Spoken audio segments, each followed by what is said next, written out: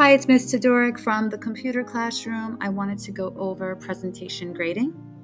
You will be graded in these 4 categories.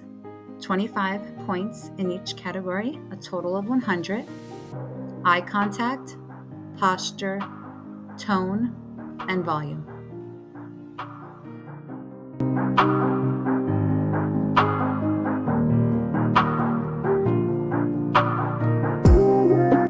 Make sure you don't read your slides. Always look up. Make eye contact with not only the teacher, but your classmates. Stand straight. Do not sit. Do not lean on the desk. And do not have your body turned where you are facing the smartboard. You want to face the class and all members of the class. Keep in mind the way you say things is your tone as opposed to volume. If I can hear you in the back of the classroom, you're okay. And your tone would be your attitude.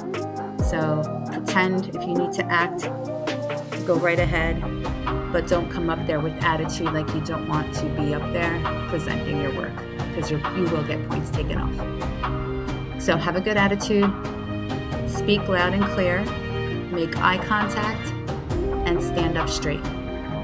Thanks for watching. Bye-bye.